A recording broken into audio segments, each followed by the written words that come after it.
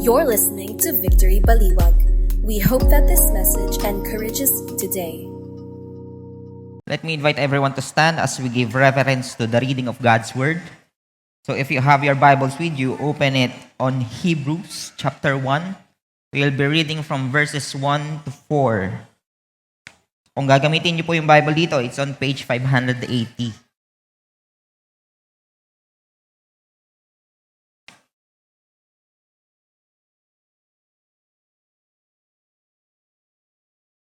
Okay, let's read. It says in Hebrews chapter 1, verses 1 to 4, Long ago, at many times and in many ways, God spoke to our fathers by the prophets.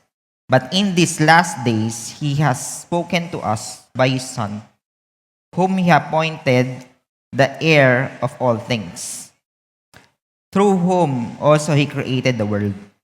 He is the radiance of the glory of God, and the exact imprint of His nature.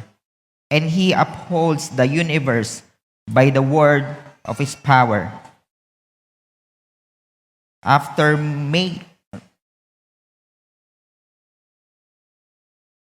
Okay. Hindi ko lang mabasa.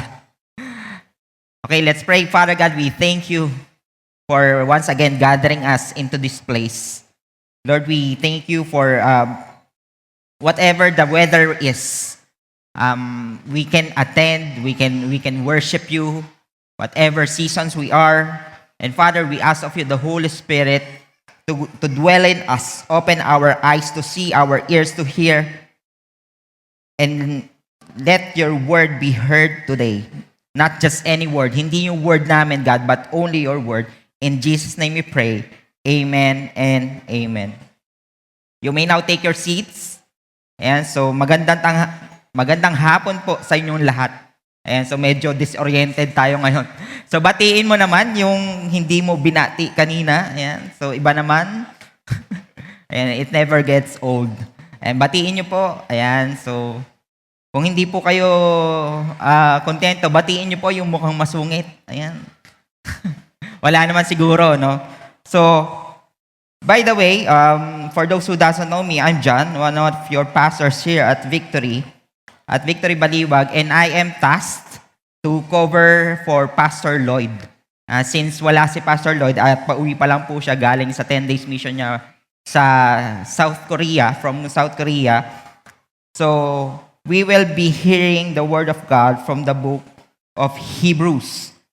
So, sino sa inyo, nabasa nyo na yung libro ng Hebrews? Ayan. So, 1, 2, 3, 4. 4 lang po.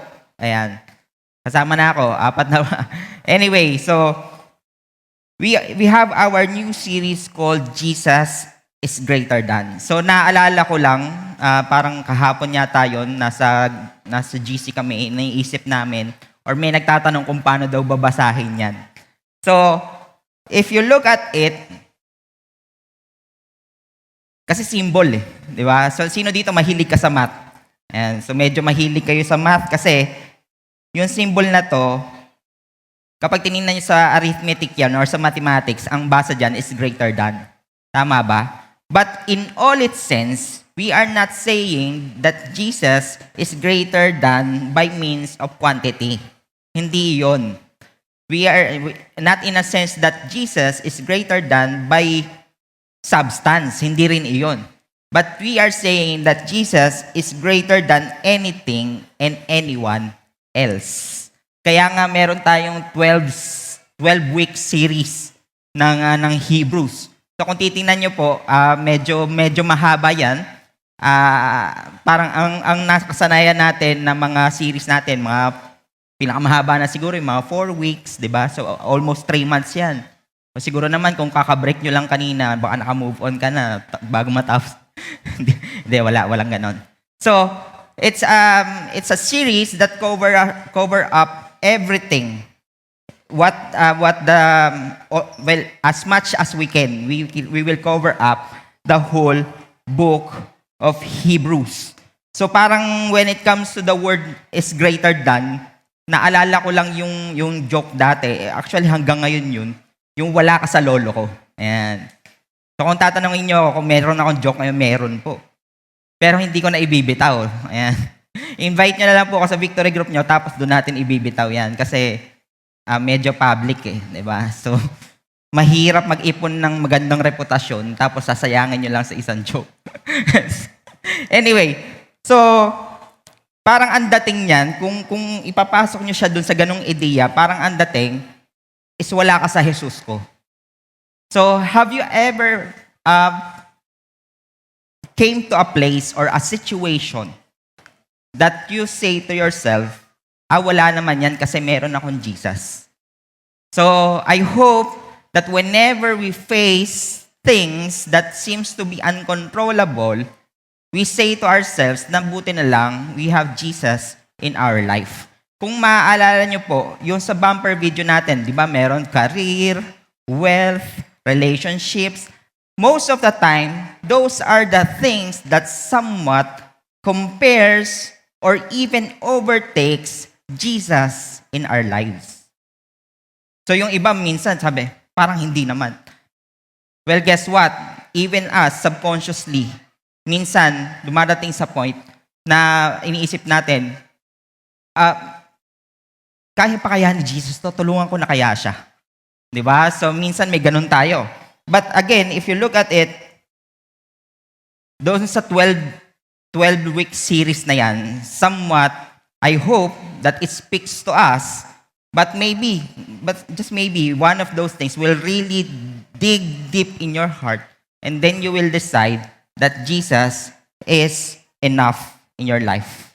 Kasi kung titingnan natin yan, meron ka na bang point sa buhay mo na nagkaroon ka ng isang comparison between two things that seems to be hindi naman dapat pinagkukumpara. Kasi kung titingnan natin si Jesus, He has His own classification ba ang tamang word doon? But He is holy. Nothing else. He is on His own class. Yun na lang, yung word na yun. So, parang ang dating minsan, di ba? Hindi ko alam kung merong mag-aasawa dito na mga time na napanood ko lang to hindi to totoo. Ang sabi ng babae, mahal mo pa rin ba ako kapag kahit na kulugo ko? Diba? Kunwari hindi mo ako asawa, tas kulugo ko, ako pa rin ba pipiliin mo? So it has nothing to do with what, kung ano yung konteksto ngayon, tapos iyon. So it seems walang sense Hindi siyang comparable. So sometimes, again, more often than not, we tend to say that Jesus is all we need, and yet, at the side, we tend to do things differently. So in this 12-week series, lahat po yan, kung isusumwahin niyo po yan sa ilang salita, it tells about Jesus' supremacy. Jesus is greater than. Tapos wala na pong kasunod. So, again, pag tinignan niyo po yung buong Hebrews, the main theme is Jesus is all we need. So, just for a context. So, syempre, 12 weeks to. So, mahalaga na meron tayong konteksto ng buong Hebrews. So, the whole Hebrew is considered as an epistle. Ibig sabihin, a letter. But more than a letter, some would say that it sounded like or written like a sermon. So, ibig sabihin, kung sermon ito, there are things that might seem uncomfortable to the reader. Medyo uncomfortable. So, kapag merong hindi komportable, ibig sabihin merong growth. Merong dapat itama. So, for example, sa t-shirt nyo, di ba? Kapag medyo masikip na yan, ibig sabihin, merong growth. Ayan. Ayan. So, ibig sabihin, bumili na po ng hindi. Magbawas-bawas po tayo. Anyway, so if you will be asked kung sino yung author ng epistle na to, kasi most of the epistles or letters in the New Testaments were written by Paul. So, most of the time. But if in the case of the book Hebrew, some say, sa madaling salita, the author is unknown, hindi kilala. Hanggang ngayon, some say it is Paul. But in comparison to his way of writing letters, medyo hindi pasok. So, may mga nag-contest na. Some will say that it was Barnabas. Kasi si Barnabas, siya yung madalas minsan kasama ni Paul. And hindi naman din, kaya din naman niya sumulat ng ganyan. Some would say it was even Priscilla. Si Priscilla daw, hindi daw nilagay yung authorship kasi some of the people are not comfortable or even against women pastors at that time. Kung hindi man pastor, kasi nakita niyo sa video natin, there's a woman pastor, but to hide that she is a woman. But most of the scholars would, I think, agrees that it was Apollos. Kasi si Apollos, kung titingnan niyo po sa Acts, he was an eloquent man and he is knowledgeable in the Word of God. But again, the point is, nobody knows. And, kung titingnan po natin, the only clue that we can say about the author of the Hebrews is he knows Timothy. Kilala niya si Timothy kasi dun sa Hebrews chapter 13 verse 23, ang sabi niya, you should know that our brother Timothy. So kilala niya. And another clue is that he is a second generation Christian. Kasi ang sabi dun sa Hebrews chapter 2 verse 3. So again, this is just additional information about the book of Hebrew. Ang sabi niya, how shall we escape it? We neglected such a great salvation. It was declared at first by the Lord, and it was attested to us by those who heard. By those who heard. Ibig sabihin, the author and the people whom he is talking to has a relationship with the first person that was a witness of Jesus Christ. Ibig sabihin, these people are the apostles. So maybe, just maybe, hindi nila nakita mismo si Jesus. Yun yung idea.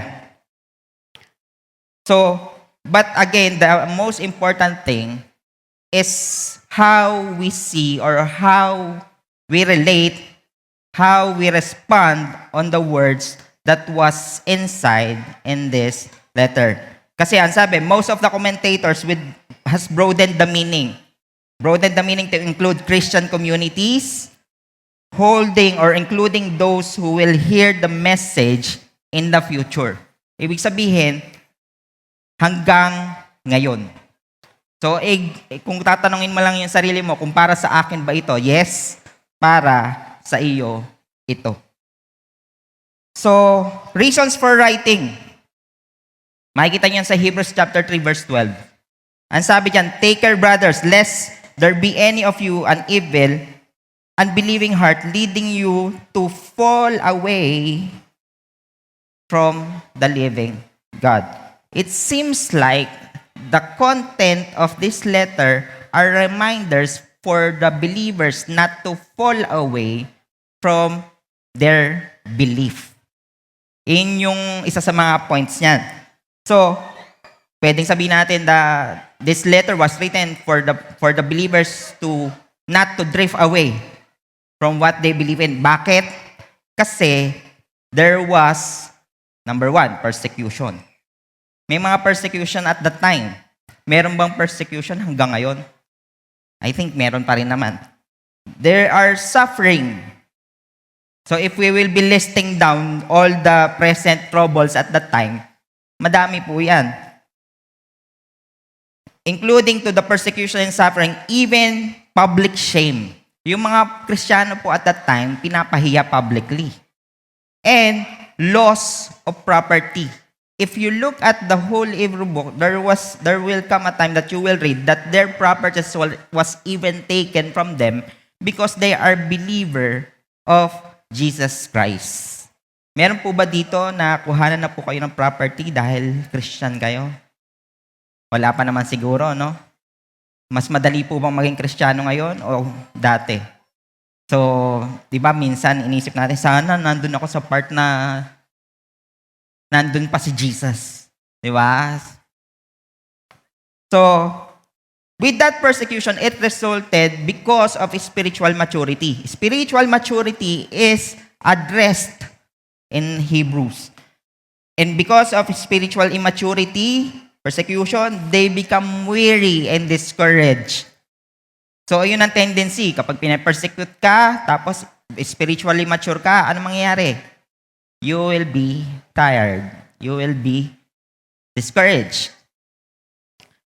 Neglecting fellowship and encouragement. So, dahil pagod ka na, ayaw mo nang makipag-fellowship, ayaw mo nang mag-church. So, at that time, ayaw na ng mga taong magkita-kita. They even neglect encouragement. Siguro, may nag-encourage sa kanila, pero ang ginagawa nila, hindi naman totoo yan. They even come to a point, nakikita nyo, yung digression, from persecution hanggang to the point that they are doubting Jesus' sufficiency. That is why the message of the book of Hebrew is for believers not to fall away from the belief. Ikaw ba feeling mo at this time, medyo nagdadalawang isip ka na ba na Jesus is all you need? Huwag ka na pong magtaas ng kamay. Baka, pwede nyo naman kaming i-message. Baka matulungan namin kayo, mapag-pray namin kayo. But if you look at it, I hope that this message, alam mo yung message na ito makarating talaga sa'yo. And because of that thinking, they are tempted to go back to Judaism. Kasi Christian sila, gusto nila bumalik na lang sa Judaism kasi walang persecution. Hindi pa pine-persecute ang mga Judaism that time. So, with that idea, one word, apostasy. Alam niyo po ba yung apostasy? I remember this time na pinagawa ko ng paper about Hebrews 11. Sabi ko, sige, I will do paper about Hebrews 11 and it will be titled Apostasy in Hebrews 11. So, ibig sabihin, there is the word term apostasy. Apostasy means drifting away. After you learning the truth about Jesus, umalis ka. And sadly talaga, we are in the age of apostasy. We are considered in the age of apostasy. Ibig sabihin, in these last days, before Jesus says second coming. That is the age of apostasy. So, alam niyo po, di ba, parang kanina, naka-4 na palit na yata ng weather. Tama ba? Kaninang umaga, umuulan, malakas. Biglang umaraw, umuulan, umaaraw. Hagulat ka, 5, nandan niya si Lord. Di ba? Sino sa inyo yung medyo natakot kayo? Ayan, medyo natakot kayo. Alam niyo po, kapag Kristiyano ka talaga and you really understand, you should be in joy that the Lord is coming. And, alam niyo po, ang susunod sa series natin na Hebrew, End Times, Eschatology. It's about the end times. Are you afraid? So this is a preparation for us to really understand na wala naman talagang dapat ikatakot. And only those who doesn't have enough understanding fears the second coming or the end times. So the question is, Jesus is all you need? Yun ba yung tanong natin? So, in verse 1, pag titingnan niyo po yan, it properly frames yung mga susunod na mga verses. Kung nasaan na yung author at kung nasaan yung mga recipient nito. So if you look at it on ESV, ang unang mga words ay long ago. But if you look at the original manuscript, ang unang word ay God. So isa yan sa mga reason kung bakit kinonsider nila na hindi si Paul yung author. Kasi si Paul, most of his letters, may intro, di ba? I am Paul, the servant of Christ. So, merong salutation. But in this case, it is God. The word God is the first mention. But it doesn't, the idea is, it is from God Himself. That the author is, alam ko mahalaga yun eh. Pero in the case, when it comes to the message of God to us, the more important thing, or the importanter, sabi nila, the more important thing is it is from God. So long ago, at many times, if you look at it, long ago, many times na, in many ways pa, to our fathers and by the name of the prophets, it gives us the idea that it refers to the Old Testament times. So this is the New Testament, and in all of the sense of these things, lahat ng bagay na to, lahat ng sasabihin ko, is from base or galing sa Old Testament times. So, if you look at it, God spoke, but in these last days, He has spoken to us by His Son. More often than not, if you look at kapag medyo nasanay kayo sa pagbabasa ng Hebrews, madalas nyo makikita, He has spoken, speech, word, logos, that sometimes more often pertain to Jesus. Because He is the Word of God. And when we say spoke, He spoke from the fathers to the prophets, but in this last days, He has spoken to the Son. It seems like it's a funnel. Para siyang funnel. So, ang point ng author dito is everything that has happened on the Old Testament times, God still speaks to us at this time, but through His Son, Jesus Christ. Kasi kung titingnan niyo po yung Old Testament, kung medyo nabasa niyo yan or nabasa niyo talaga yan, di ba? Jesus speaks to the prophets in dreams, in gentle whispers, diba? Even in the fruit basket. Sino ba yun? Si Amos ba yun sa fruit basket? So there are a lot of ways of how God speaks to the people and through the prophets. But at this time, it is through His Son. Dahil ang sabi nga ni Jesus dun sa John chapter 14 verse 6, I am the way, the truth, and the life. No one comes to the Father except through me. It is Jesus. Kaya nga tayo, Jesus, period. So, Jesus, this is important, Jesus is not an option. Hindi po siya option. Na kapag tapos na po lahat ng diskarte natin sa buhay, tsaka natin sasabihin, Jesus, di ko na kaya. Meron po bang mga time sa buhay natin na nangyari na yun? Na after natin gawin lahat ng mga, alam ko po, we are doing some of those things by faith, but I hope so. But more often than not, unconsciously, we are doing things on our own. Kasi yun yung hardwiring natin eh. So, again, remember that Jesus is not an option. So, in these verses 1 to 4, words cannot even fully grasp who God is, who Jesus is. Naalala mo ba? So, ibig sabihin, yung theme na to, or yung week 1 na to, it's very much an introduction of who Jesus is. Yun yung point. Kasi yung mga susunod po, Jesus is greater than the angels, Jesus is greater than Moses, Jesus is greater than the high priest. Ang importante is maintindihan natin sinong Jesus ba yun. Kasi kapag sa atin, di ba, lalo na po sa time na yon, yung word na, yung pangalan na Jesus, hindi naman siya mag-isa lang. Kaya nga 'di ba? Yung Simon, ang dami nila. Yung Matthew, marami din naman sila. 'Di ba? So, Jesus is not an exemption. Madami po sila. Kaya nga 'di ba? Sa part ng si Peter, ang sabi niya sa Acts chapter 2, Jesus, this Jesus whom you crucified. Nililinaw niya. So, ang aim po natin ngayon is really to clarify who the Jesus we are in relationship with. Sino ba yan? Yan ba yung Jesus na AI? Yan ba yung Jesus na susundin lahat ng gusto mo? Yan ba yung Jesus na very much customized Jesus? Or is it the Jesus that is on the Bible? So, yun po yung the aim.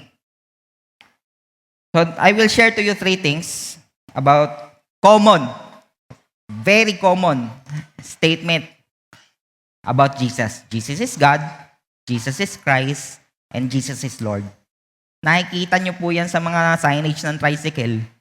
Nakikita nyo po yan sa mga jeep. But do we really understand when we see those statements? So the point is, when we say Jesus is God, Jesus is better because He is God Himself. He is truly God. So this is not a question of God does exist. Kasi minsan baka mamaya, ang iniisip pa rin natin, baka na-stack up na tayo doon sa question na, teka, totoo ba si God? Well, guess what? Hindi na po yan ang problema natin. Kasi tayo sa konteksto po natin, it takes more faith to believe that God doesn't exist than to believe that He exists. So, ibig sabihin, masayang po ang effort natin kung hindi tayo maniniwala. So, the question is, do you believe? So, kung hindi na yun ang question, do you believe that Jesus is God? Naniniwala po ba tayo? Yes. Bakit? Of course, you have your reasons, but I hope that it was revealed to you through the Word of God. And it is the thing that we are doing. So, when we say Jesus is God, ang sabi sa verse 2, continuing, chapter 1, verse 2, whom He appointed the heir of all things. So, if we look at the statement or the point, Jesus is God, through the lens of Hebrews, ito yung mga sinabi. Ito yung una, whom He appointed the heir of all things. Kapag sinabing heir of all things, refers to someone who will inherit a certain property. But malinaw po dito, of all things. What happened if we believe that Jesus is the heir of all things? Ano po ba ang mangyari? We become co-heir with Him.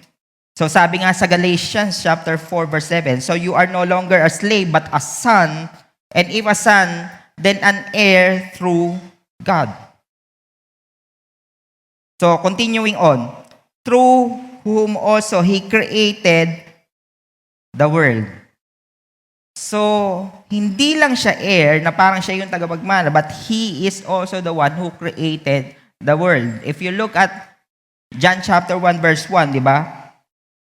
In the beginning was the Word, and the Word was with God, and the Word was God. He was in the beginning with God, and all things were made through Him, and without Him was anything made that was ever made. It is alluding to Genesis 1, which is the creation account. But this is the question. Have you come to a point that you question yung mga nakasulat sa Bible, if God demands worship? Kasi kung titingnan nyo to, siya na yung tagapagmana, siya pa yung gumawa. Hindi pa parang medyo madamot. Hindi ba? Parang ang damot siya na yung gumawa, pero sa kanya din mapupunta. And even if you look at some of the statements, sa John 4, di ba, sabi niya, sabi niya sa John 4, the Father is seeking for true worshiper. And even in Deuteronomy 6, the greatest commandment, diba? Love the Lord your God above all, with all your heart, and all of your soul, with all of your mind. That is the greatest commandment. Mahalin mo ko. Diba? Kung ikaw, medyo yun ang sinabi mo sa ibang tao, iba yung dating. Diba? But if we look at it even deeper, we will answer the question, does He need human acknowledgement? Kailangan ba niya yung human acknowledgement? If the answer is yes, parang kailangan niya. Then, bad news. Parang hindi natin kilala si Jesus. Parang hindi natin kilala si God. We all know that He is complete in perfect in His own. In the Godhead, He has a relationship with the three person. Medyo, ano po yan, meron po sarili tayong preaching about the Trinity, but we believe in the triune God. One God, three person. Now, God is the only one who is self-sustaining. Kahit po wala tayo, He is sustained. Unlike us, tayo po hindi po tayo self-sustaining. Kailangan po natin kumain, kailangan natin huminga. Meron po ba dito hindi nyo kailangan kumain? Hindi nyo kailangan huminga? Try nyo po, tingnan nyo yung katabi mo, humihinga pa po ba? Diba? So, lahat po tayo. But if you look at it, going back to the question, why He demands worship, He demands love, because in reality, the end of all fulfillment is praise and worship. We are designed to worship. We are designed to praise. And He knows that. Alam po niya yon. The Creator of all things, visible and invisible, knows that if we don't assign ultimate worth to Him, we will assign it to something else. We will assign it to a finite thing, a limited thing that will fail. So, ang mangyari, maghahanap lang rin ng i-worship. So, if you look at, again, yung sa bumper video natin, wealth, relationship, yung health, all of those things are finite. All of those things are bound to fail. So, the things of this world are temporary. So we can say that God is fully aware that nothing in all creation can give us what we really need. Ang sabi nga dun sa Revelations chapter 22, verse 13, I am the Alpha and Omega, the first and the last, the beginning and the end. He was the creator, He was the heir of all things. He is the radiance of the glory of God. When we say radiance, sino dito nakita nyo na yung araw?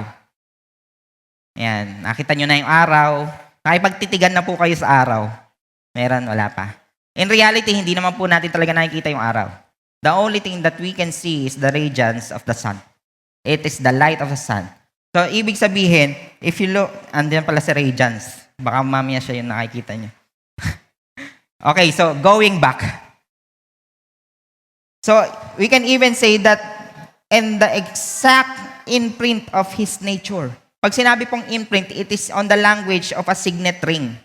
Yung wax tapos signet ring. Yun yung lengguwahe na ginamit dyan. So, ibig sabihin, it signifies authority, the same authority. Kasi kapag you receive a letter with an imprint of the signet ring, ibig sabihin, it is from the king. The message doesn't lose its worth. And if you look at it, Jesus is not just the Word of God, He is the message Himself. So, in John chapter 8, sabi pa dito, kausap ni Jesus dito yung mga Pharisee, your father Abraham rejoined that he would see my day. He saw it and was glad. So the Jews said to him, so this is Jesus saying to the Pharisees, Abraham will be glad. You are not yet 50 years old, and have you seen Abraham? Jesus said to them, truly, I say to you, before Abraham was, I am. Kasi the question is, minsan, tinatanong natin, or minsan binabato sa atin as Christian, was there ever a time that Jesus said or claimed that He is God? Well, that is the verse. The word I am was used by God on the Old Testament. Diba? I think it was in Moses, on the burning bush. So we can say, so by the way, ito pala. If you look at it, the prophecies on the Old Testament, marami po yan. Now, the fulfillment of all those prophecies was Jesus. Now, some guy computed everything na ang sabi daw niya, it is only God, si God lang daw magagawa na si Jesus talaga yung fulfillment of the prophecy. Kasi, ang 8 prophecies daw will take 1 in 8 to the 10th power yung chance para mangyari. Old Testament, walong prophecy. So, it was 0.00, basta ang zero niyan ay 15. 1%. So if 48 prophecies, 1 to the 10 to 157 power, di ba may magaling mag-math dito kanina? O eto na po yung time nyo. So, a decimal beginning with 0 following by, so ayan yung chance that those 48 prophecies will be fulfilled. But I think it's more or less 300 prophecies that is fulfilled in Jesus Christ in the Old Testament. So that means that it is only God can do that. That means when Jesus claimed that He is God, He is. In John chapter 14, Philip said to Him, Lord, show us the Father. Ito yung mga disciples. Kasama na to Kasama na to ni Jesus. Lord, show us the Father and it is enough for us. Jesus said to him, have I ever been with you so long and you still do not know me, Philip? Whoever has seen me has seen the Father. How can you say, show us the Father? Jesus is telling that if you had seen Him, the radiance of God, the glory of God, then you already saw the Father. What happens when we deny Jesus Christ? We deny His deity, yung pagiging God niya. We lose the only way to God. Kasi sabi niya, I am the only way. Unconsciously, nagiging bookend lang ng prayer natin si Jesus kapag hindi natin in-acknowledge that He is God. Anong nangyayari? Yung mga request natin, tapos tutuldukan lang natin yan ng in Jesus' name. It happens. So some people even result in just adding Jesus to their collection of gods. Alam niyo yun? Ina-add lang si Jesus. Example, hindi naman ngayon lang yan Nangyari na yan sa Acts. Sons of Sceva. And if you look at it, some nations, alam ko na may nagkwentong missionary nito, ang dali daw sa kanilang tumanggap kay Jesus. Nagtataka sila. Yung pala, dinadaglang lang sila si Jesus sa mga gods nila. Sila kada problema may God. Pag naflatan ng gulong, may God para sa, God of vulcanizing yata. Hindi ko alam. pero every problem, every situation has God. Kaya nga umaabot ng thousands, hundreds, millions yung gods nila. But again, Jesus is different. What happened if we deny His God, if we deny His deity or His being God? Kahit tayong mga Christian, ano nangyayari sa atin? We try to earn. Sinusubukan nating i-earn lahat kung hindi tayo naniniwala. Now, just a story. Story of someone who denied Jesus as being God. Hindi po kay drama yan, Pag tinignan niyo po yan sa internet, it was a story of Sun Myung-moon. Hindi ko masabi yung pangalan. Sun Myung-moon. So, Sun Myung-moon denied the full deity of Christ. He denied it. As tinuro lang niya si Jesus as historical figure. And his core belief was Jesus was not God. He was just a perfect man who failed to complete his mission. In yung paniniwala niya. And the most dangerous thing is people believed him. Naniwala, dami. So, one of their practices is arranged wedding, mass arranged wedding. So they are prone to spiritual manipulation. If we deny Jesus' deity, then somebody else try to claim that, we will believe. Sounds familiar? Meron po bang nagkiklaim na sila si God, appointed son? Meron po ba? Di ba meron? So if we don't see that Jesus is God, it will happen to us.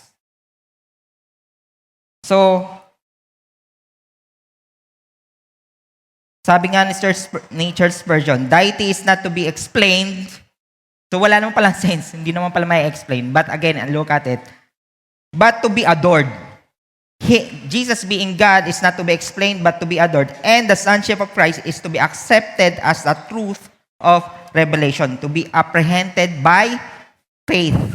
Hebrews 11 verse 1, faith. through it cannot be comprehended by understanding. Colossians 1, He is the image of the invisible God, the firstborn of all creation. That's the word, the heir. For by Him, all things were created in heaven and earth, visible and invisible, whether thrones or dominion or authority. All things were created through Him and for Him. He is the Alpha and Omega. Second point, Jesus is Christ. He is not just God, He is Savior. Truly man, truly God, truly man. So, sabi sa Hebrews chapter 1 verse 3, after making purifications of sin. So, malaming question dyan eh. One of those is, why did Jesus have to become human? Hindi ba pwedeng gano'n na lang, tas save na lahat? Diba? Minsan gano'n yung question natin, bakit kung God ka, bakit gano'n inaalam mo to sa buhay ko? Ayun, paliitin natin ng konti. So, Jesus became human so that He could truly represent us, suffer in our place, and die for our sin. Only a real human could die as a substitute for other humans. Sabi sa Hebrews chapter 2, verse 17, therefore, He had to be made like His brothers in every respect, so that He might become a merciful and faithful high priest in the service of God to make propitiation for the sins of people. So imagine a weighing scale. Weighing scale. The first part is Jesus being God and Him being man. Kailangan po yan, He is truly God, He is truly man. Hindi pwedeng He is truly God and slightly lesser of a man. Bakit? If He's just God and not man, then He cannot deny Himself. Alam niyo yun, lalabagin niya yung sarili niyang law. Na kapag mayroong kasalanan, kailangan ng sacrifice. Who among you wants a God who changes his mind? Meron po ba? Wala eh. So, it denies the very nature of God, of Him being all-knowing. Kaya nga, di ba, may kanta tayo, Unchanging God. If He is slightly a man and of a lesser God, and then He will not resurrect. Di ba? Hindi siya mabubuhay. Kasi man lang siya eh. So, it is truly man, truly God. Pwede niyo naman gamitin yung fully God, fully man, pero we refrain from that kasi kapag sinabi natin fully, it tells of a substance. Parang it will not happen. Truly God, truly man. God, for the wages of sin is death. Di ba sinabi niya yon? So, He will not deny Himself. Jesus, death could not hold Him because He is truly God and truly man. Because He is perfect. So, marami pa ding question. Was His humanity different from ours? Yung humanity ba ni Jesus is special?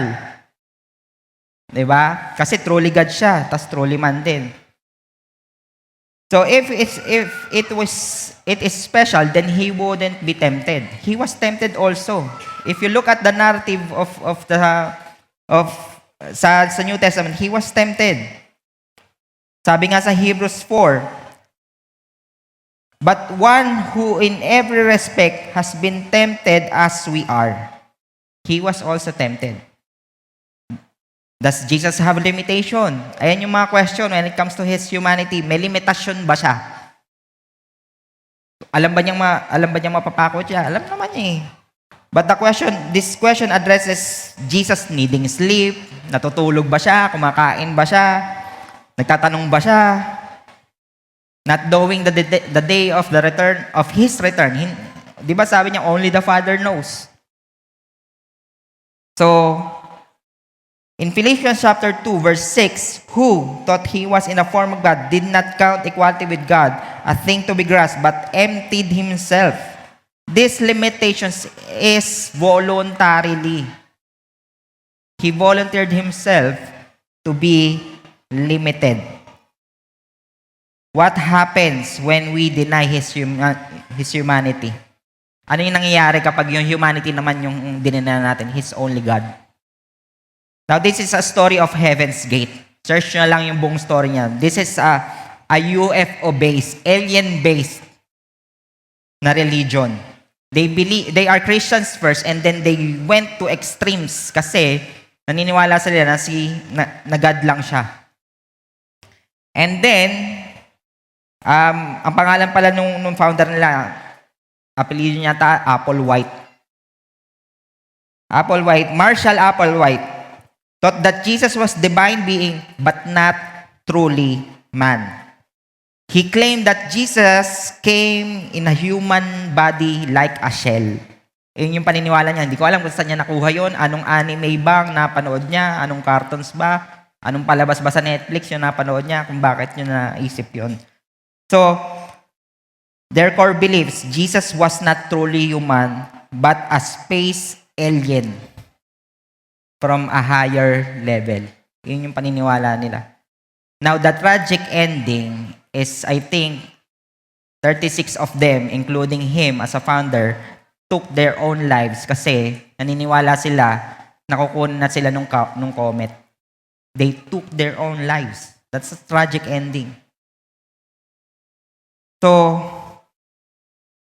in 1 John, there's a warning. By this you know the Spirit of God. Every spirit that confesses that Jesus Christ has come in this flesh is from God. And every spirit that does not confess Jesus is not from God, this is a spirit of the Antichrist, which you had heard was coming and now is in the world already.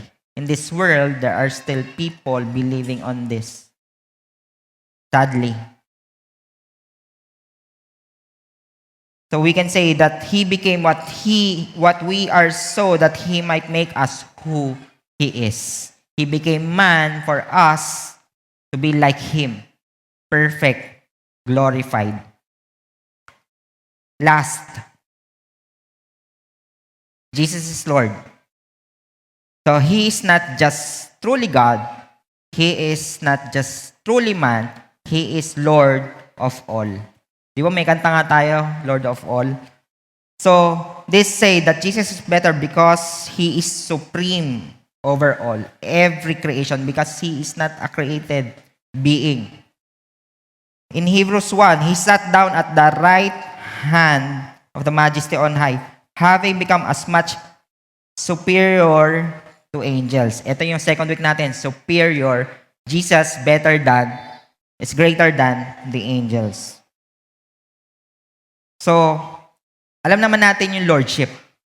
Lalo na po yung dumaan sa 1-to-1. Alam niyo po yan. After the salvation is lordship. Then, what happened if we deny that Jesus is Lord? Then, this is just another personal salvation. Alam niyo yun? Pinilit mo lang makasakay doon sa salvation. O, save na ako, okay na to. But if we look at it, lordship means Jesus being the king, the master of your life. He takes control. We obey. Now, sino ba naman ang ayaw na susunod ka to someone who is God? Someone who saves you. Now, I'm sorry to say, but most of us unconsciously not fully believe that He is God, He is man. Paano ko nasabi? Minsan sa mga prayers natin, what we hope for, hindi naman po masama that we hope on things on this part of eternity. But if we neglect the things that are in the future, then what is our difference to the people that na pinag-usapan natin? What's the difference? Ano po ba pinagkaiba? Now, as we come to a time of end,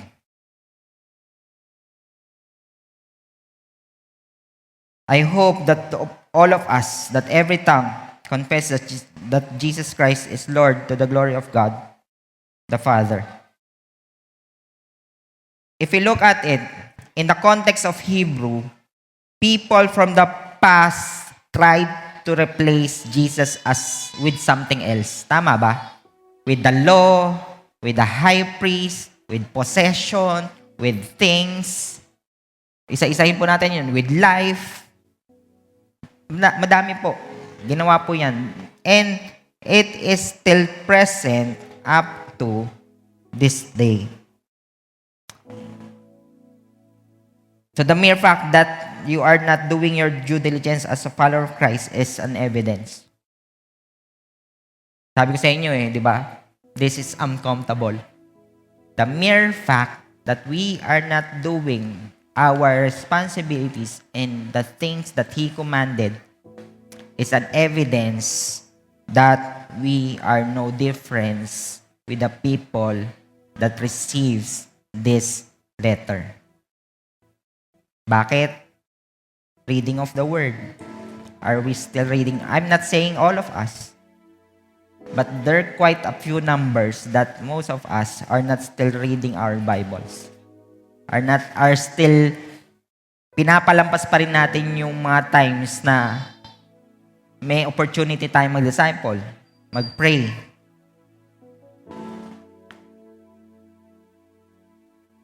Now, if, again, our hope is we will be warned. We will remember that Jesus is all we need. Now, sige po, tayo lang po tayo. As we close this theme, and all of these things will be continuing on for the next weeks. The main theme of the Hebrews is Jesus is all we need. Jesus is all we need. But the good news is that the sub-theme of Hebrew is that we, as Christians, as believers, as followers of Christ, has a full, unrestricted access to God because of Him. It is not our own doing. Hindi yung dahil hindi natin siya ina-acknowledge. He was still gracious and merciful. He is still offering you that access, that full access, unrestricted access to God. Right now, are you willing to go back to the idea? Now, I will be ending with 2 specific prayers. One, if you are those people who seems like, eto parang very overwhelming sa akin to. Kaya ko pa kaya? Kasya pa ba sa buhay ko? Lahat ng nasa Bible. Well, guess what? We will not really fully understand God. In eternity, we will spend eternity knowing Him. Because He is unlimited. So, if that's you, this prayer is for you. Father God, I thank you for the lives of those people who are really in humility, in all of their willingness to know you more. Not measured by time, not measured by effort, but only measured by your grace and mercy. Lord, I pray that you reveal yourself to them in a way na alam naman namin that you revealed to us fully by your Son, Jesus. Lord, I pray that we will not be overwhelmed by all of these things, but rather, we will do these things because we love you, not just we understand. In Jesus' name. Now, for the second prayer, is for those people who felt like he's one of those people at that context. Parang gusto mo medyo nagdududo ka, tas medyo gusto mo nang bumaklas. Now, this prayer is for you. Father God, I pray for our brothers and sisters who felt like they are drifting away. Who felt like or has a lot of questions. Lord, mangyayari pa ba to? Totoo pa ba to? we ask of you, God, give them the heart that really trust on you, because you are God, you are Savior, and you are Lord. Lord, I pray that you will continue to work on us. You are not the Jesus that we are in control of. You are the God that is so gracious, who is so merciful, that allowed us to have this unrestricted, full access to you, our God. In Jesus' name. And for all of us, we invite to raise our hands to the heavens as we pray. Father God, we thank you for you, because you are Jesus of the Bible. We know you. You know us. And Lord, we pray that we will not be deceived of the things that offer something else. It may seem that it is beautiful in our eyes, in our context, in our situation, but Father, I pray that we will have the strength to always choose you. Lord, we ask of you, give us that strength, give us that wisdom.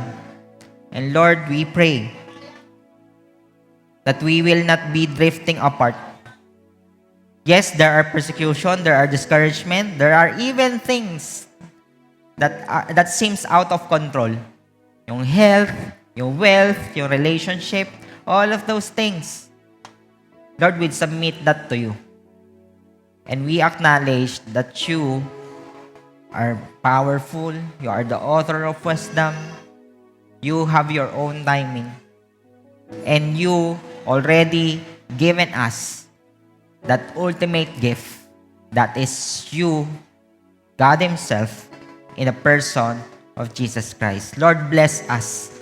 Make your face shine upon us and give us peace. In Jesus' name we pray.